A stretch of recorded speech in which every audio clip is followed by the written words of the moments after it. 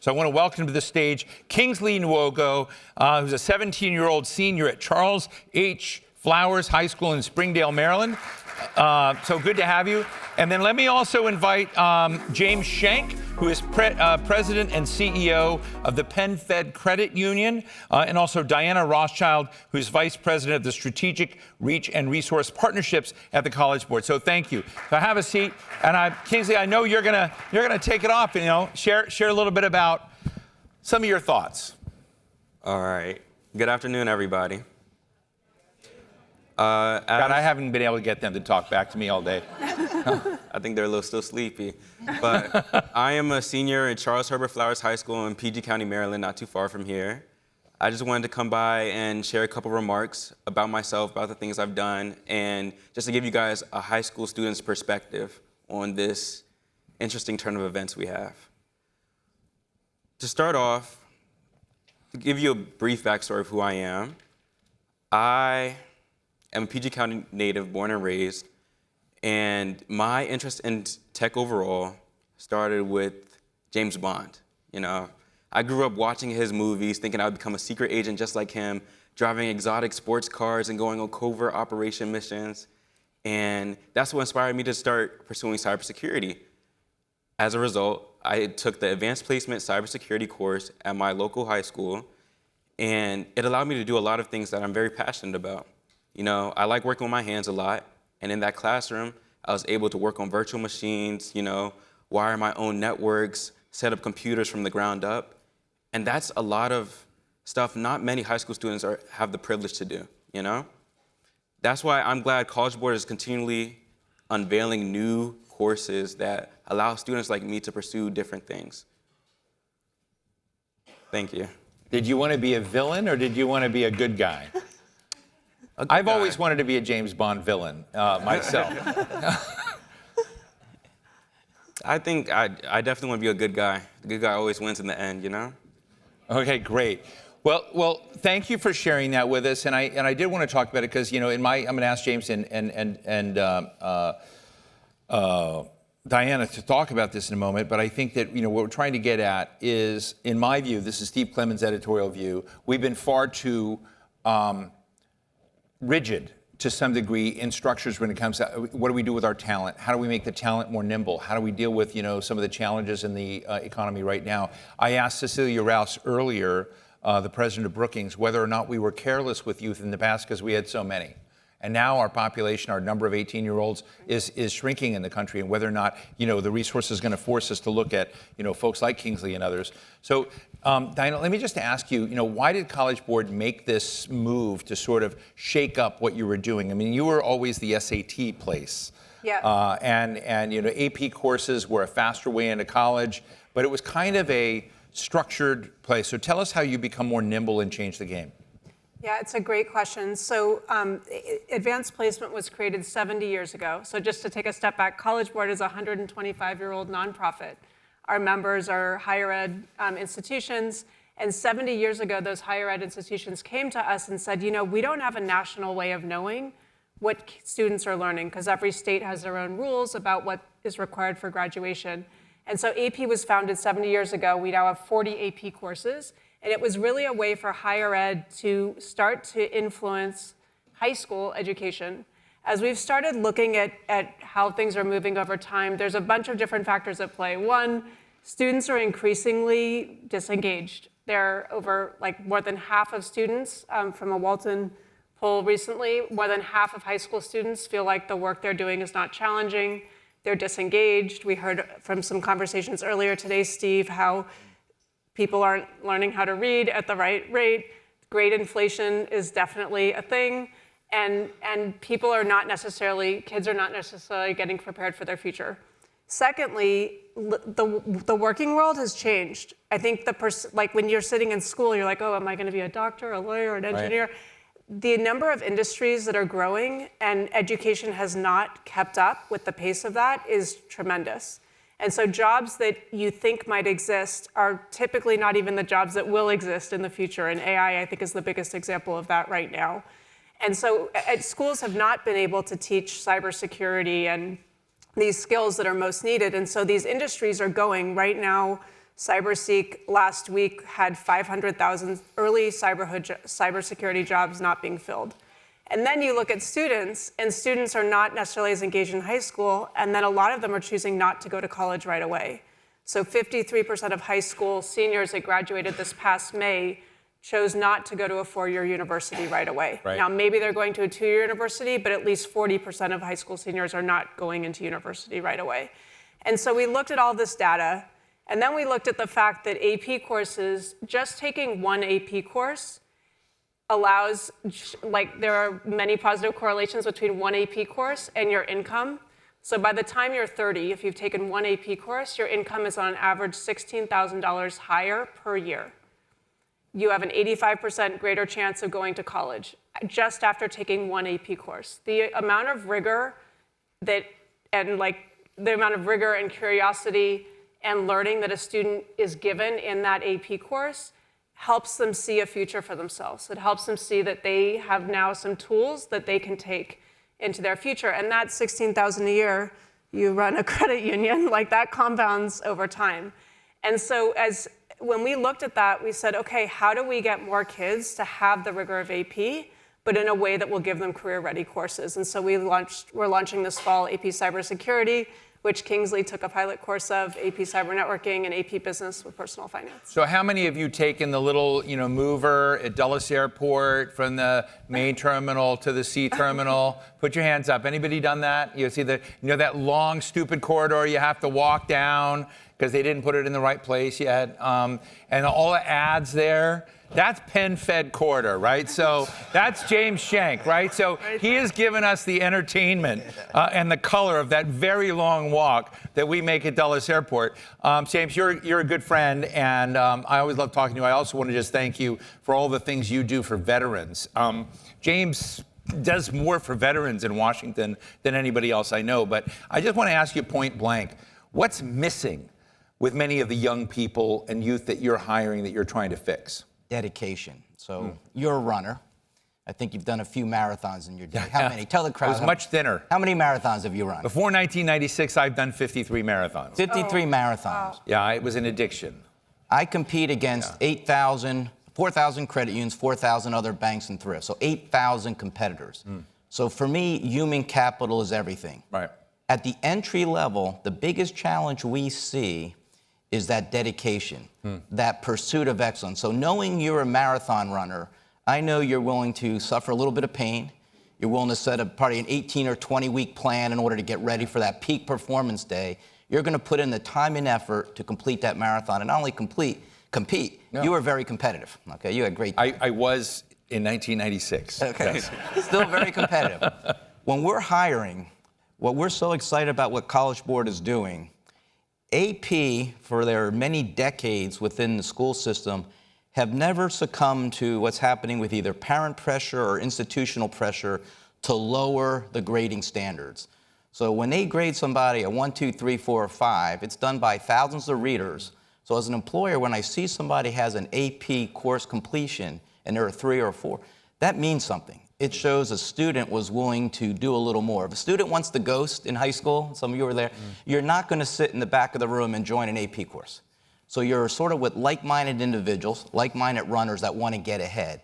And so that's why we're very excited at PenFed to partner with College Board, because we want this rolled out to 7 million high school kids, because I have folks showing up at a credit union, entry-level job, they don't know what an asset, a liability is. They can't tell you the difference between a balance sheet or a cash flow statement. So having management courses, personal finance courses, and cyber courses, everything we heard today is going to require those skills in the future. So we're excited about this partnership. So, Diana, Kingsley just said that he was taking these cyber courses, which when I was taking AP courses in high school, there were no such things. Yes.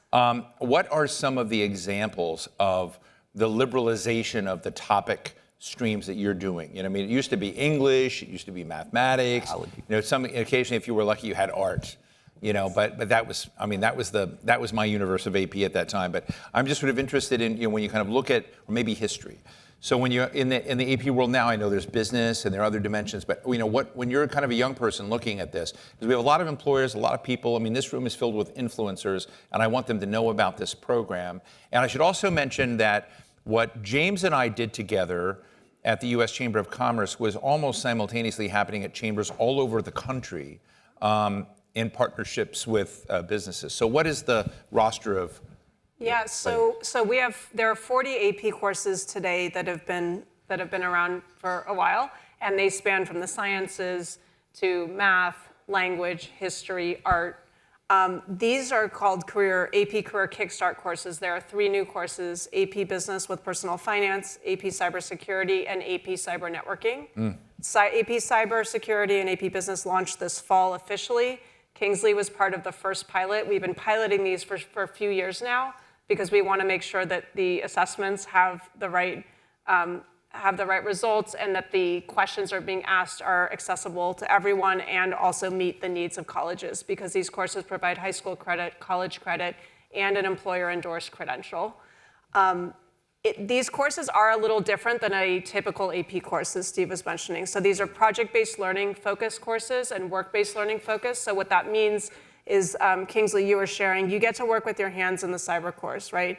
And you're given scenarios. There's a scenario where you're on a naval submarine and your systems need to be impenetrable. There's a scenario where you're a farmer. Your water does not turn on one day. You realize someone has hacked the code. You need to go into the code, change it so that your water starts working again. So it also is a chance for students to really explore different careers. Like, you think cyber, oh, that's only what IT people do and sit in front of screens. Actually, you could be on a naval submarine. You could be in the military. You could be a farmer, all touching cyber. So we're focusing on how do we help kids explore career potential and how do we help them do it in a very hands-on learning way. The business course, you actually come up with a business idea. You get to be an entrepreneur. So we talk about reigniting the American dream and thinking about how to do that. Entrepreneurship and personal finance are a key part of that. And then every section of the business course is like a mini MBA. You have finance, you have accounting, you have marketing, you have HR. You bring those back to your business plan, and when you're doing the next version of your pitch, you're integrating what you just learned in each of those sections of the course. We're partnering with business plan competition groups like DECA and Future Business Leaders of America, with the US Chamber of Commerce and local chambers. We've gotten just shy of 500 letters of support from 500 companies on business as well as cyber and networking, which is very, very cool. And so there are companies like PenFed that are saying these skills are needed, we want these skills, and we are willing to prefer students that have these credentials in our hiring. Kingsley, what do you think? So you've said what's good about the program, what's not good? So I would say for students that wouldn't be so STEM-driven, I, for one, am very STEM-driven. My whole high school career has been tailored to do something in the STEM field. I picked my high school because it offered so many tech classes and the likes. For someone not so interested in STEM, I would say it could be very boring at first.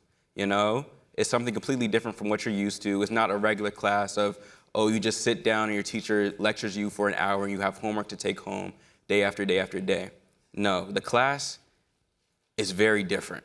It's almost like you have to learn a new language to understand it at times. However, it's not always like that. There's so much collaboration that you do, and the people around you can make or break your experience as a whole. Because you're constantly thinking of how to solve problems in very different ways and constantly communicating your ideas, just brainstorming with one another, you will have the opportunity to just grow and see how people think and other people work. And that goes farther than just the class, because in the real world, you need skills of how to communicate with people, how to articulate your ideas properly, how to showcase what you can and can't do. So there's a lot to gain from the class as a whole. How many other people are like you in that program, that you know of that, sort of have your same shtick? There's a good number of us. We're definitely a minority, but there's a good number of us. Mm-hmm.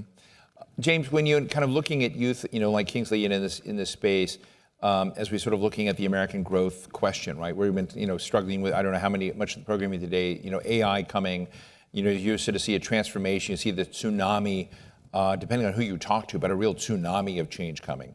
And I'm just interested in how people in communities and firms keep up with what's about to hit, if it's going to come, as I think, or is it, we're going to be okay with the people we have. I'm sort of interested, Kingsley's a young person. I'm also interested in incumbent workers, how we upskill those folks and deal with them. So as a CEO, how do you navigate that human talent question? There's always going to be a human in the loop, and it's really now about culture. I spend a lot of my time as we lead to agentic AI at PenFed. You're going to be able to call us literally within the next few weeks, and you won't talk to a human. The latency is gone. You'll think you're talking to a human, but it'll take your application, it'll give you the rates, it'll process your loan, it'll give you an instant decision. But the human's going to have to be there, just like a manufacturing machine, because AI does drift, and it's going to have to manage and lead. And so I need like 10 Kingsley. So I always tell the employees I hire from, whether they've been with me 1 day or 40 days, I need to hire people so talented, they're going to be hired 10 other places. Capital One wants them, Citi wants them, Goldman Sachs wants them. I want well-educated students. You call them and say, screw you, I got them? I just work very hard to motivate and inspire, to give them a mission bigger than themselves. Because when he comes on board at PenFed, he's going to have oral and written communication skills, he's going to have cyber skills, he's going to have ability to reason and to solve problems. AI is not a solve-all. AI makes a lot of mistakes. Just like a manufacturing machine printing out a part, Six Sigma all came around trying to control the output and get it within certain statistical samples, right? Certain parts are bad, certain AI code is bad. Humans are always going to be part of the solution. What we need to do is recruit the best and the brightest to make sure they have good academic tickets, because if they have a good academic ticket, and whether they've been with me for 40 years or been there 1 day, they're going to continue to learn. The big challenge for me is, and what I hear from, like I said on the Wall Street Journal CEO Council, a lot of firms' employees are sabotaging AI initiatives. Newsrooms have been literally 40 to 60% of their staffs have been gutted over the last 24 months. People are scared of AI. We have to show our employees, I'm going to be able to grow from a $30 billion firm to a $60 billion firm by hiring very smart talent. But instead of hiring 2,000 more employees when I scale, I might only need 400 more. But we're not using AI and technology to reduce the workforce to save money. We're using it to provide a better member experience, because what our members want is they want it fast, they want it clear, and they want kindness in whatever's communicated with them, and they want accuracy. AI solutions, when you're applying for, it is very consistent.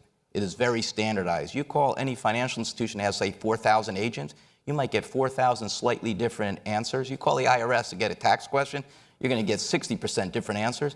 AI is going to really help standardize the answers, but that doesn't eliminate the human in the loop to make sure it's being done right and is providing the solution that the firm, whatever industry it's in, is doing to meet their end consumers' needs. Diane, let me ask you a tough question. I talk to a lot of CEOs, and they will say without a doubt, and they're not just talking about public schools, but they talk about in general, American education has been part of the country's problem when it comes to getting us where we need to be in terms of the economy, who we're producing, et cetera. College Board kind of lays on top of everything that's out there, and you're kind of optional, right? You're kind of maybe you're sort of out there and have this, but you see what works, what doesn't work, and I'm also interested in how technology is changing education. We hear a lot about patient-centered healthcare. What about student-centered approaches that AI and other kinds of things can do? Do you see any best practices or new norms in that educational interaction with what a young person's next steps are that helps you understand who's going to how to take people that might not be on the success track and get them on the success track? Yeah, I think that's what AP Career Kickstart is doing, right? We're going into the CTE side of education. So high schools have 2 tracks, generally a general education track and a career technical education track. And we're able to go in. And when you look at the CTE world, it's pretty incredible. Over half of the students in CTE go to college. And so the career technical education community is so excited about these courses because those kids have never gotten access to college credit. And so now they're going to be able to they have a business course in CTE, they have a cyber course, but now they're excited to replace it with AP Cyber and AP Business. Not for everyone. Some schools want it for the students that are going to have more of that rigor and that curiosity. I think what's most exciting about the CTE world is that it already is very hands-on. It is project-based. It is work-based learning focused. And so a lot of those parts of high schools have access to employer partnerships, have access to internships, apprenticeships with local employers. And so being able to be part of that is going to hopefully reignite and foster even more creativity for students. There are so many bright spots in this country, and I would say that AP teachers in general are an absolutely incredible community of teachers. They are dedicated, they're focused, and what they really, from what we're hearing, love about these new courses is that it provides a structure and framework, and then this assessment at the end of the year, not only to help students with the hard skills, how to code, how to wire circuits, how to think about making systems impenetrable, but also the durable skills. So your point about dedication and problem solving and collaboration and communication, these new courses really focus on that. And that's where I think we will sort of partner best with AI. I love how intergenerational we are today. And then we have young people. Kingsley, have you ever heard of AOL? I have not. I saw Steve Case. So, I want to have a learning moment here. AOL made everything you're doing in your entire professional career possible. And the guy who helped create AOL, Steve Case, just arrived. So as we think about the American economy, we think about the digital world, we think about the third wave that's coming that we're in the future. We're gonna have Steve Case in a minute, but I always like to remind people that Steve Case changed it all. But Steve, you got to do some marketing with the younger generation, on the TikTok. So it really matters. But I look at Steve and I sort of say, wow, back in 1998, 99, 97, when I first met Steve, and we were looking at how technology was going to shape it. We're like back in that moment, right? Everything is going to change, and it's just such a dynamic, I think, crazy, risky moment in some ways. But James, as you look at it, I mean, as you look at the future of credit unions, you look at the future of this, are you scared? Not at all. I'm excited. I'm glad you mentioned Steve Case, because I don't know him very well. You know AOL? Did you know AOL? I was dialed up in my dorm room and good. Getting my Bloomberg. How many discs did you have? Bring the disc home from the supermarket. You probably wouldn't recognize that. Oh, God, Kingsley, we got to get you But it really ties into videos. your interview this morning with the CEO of Provalis, hiring from urban areas. I think Steve's over the last few years, has really proven in America, it doesn't have to come out of Silicon Valley or New York. Yeah. There's great talent, and what they're showing in the IT world is you can get great talent if you have good programs anywhere in America. And so I'm excited about America. I'm excited about the future. In 1935, when PenFed first opened, we just had branches. By the 1970s, we had our first 800 number. If we didn't have an 800 number, we would have fell behind. In the mid-90s, 95, 96, World Wide Web came out. We had our first website. We evolved. I remember when the first person showed up in my office with think about it, an iPhone. That was only 20-some years ago. And it had 4 apps on it. Now there's millions of apps. I resisted the iPhone. We evolved, right? We evolved. And so that's why AI, there's no going back. It's there. It's how you embrace it, how you use it to provide value. It's providing the right governance, the right privacy, but it's all around these young students who are going to lead America in the future, and they're out there, and they're hungry. But the key is for professors and CEOs and line employees to mentor those around them. Nobody gets ahead. Very few get ahead by themselves. They need somebody to encourage them, give them a goal. I bet you were pushed when you were in college to run. You had some other runners that ran with you. Said, Steve, you can run a little bit faster. That's the same thing students need. They don't need teachers that are basically checked out. They need the business community saying, I want to hire the best and the brightest. They get the College Board AP credential because I know they're going to be dedicated and I know they're going to help us grow in the future. They're going to provide solutions so my members have a better car loan rate. They have faster access to information on their accounts. They have the security they want so their account's not hacked. And then the bad side of AI is making sure we have the right defenders, making sure our systems are safe, especially dealing with the military community and national security community, that we don't get hacked and that money doesn't get moved, because trust is everything in financial services. So I'm very bullish on the future because folks like Kingsley and others that are going to take courses like this and join the American workforce. Diana, are enough companies involved? We honestly just launched our employer partnerships team a few months ago, so in February. That's an unfair question. So we're off to a good start. We can always use more, and companies can support in a bunch of different ways, from signing a letter of support so that when we apply for industry-recognized credentials in every state in this wonderful country, we have an employer signal, an employer saying, we, PenFed, believe this is needed, and that helps with those applications, all the way to thought leadership. James has been incredible, such an incredible partner. Working, hopefully we can do some great work with Provalis and figure out how we can solve this rural crisis and bring education at that level to rural America, which I think is so needed. All the way to like mentoring, doing mock interviews. PenFed, we've been working with them on if a student applies for a role at PenFed and has one of these credentials, James is considering automatically screening them. So those kids do not need to sit in the black box of resume drop and hope something wonderful happens, because they're already signaling that they have these hard skills and durable skills.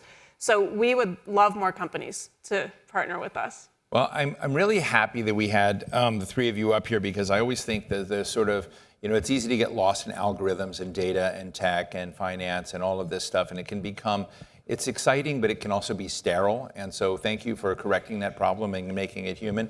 We have my friend Jared Bernstein about to come up here, and I remember before he became, the great and mighty Jared Bernstein, he used to be this labor economist that I knew. He's a really nice guy back then, easily accessible. He's now become really, really super important, but he always, would talk about real people and what was happening on the ground with real people. So I want to thank you so much for joining us today. Kingsley, I wish you great luck in your career that you're chosen, and I'm sorry that you chose a superhero model instead of a villain. I think you'd be a great villain.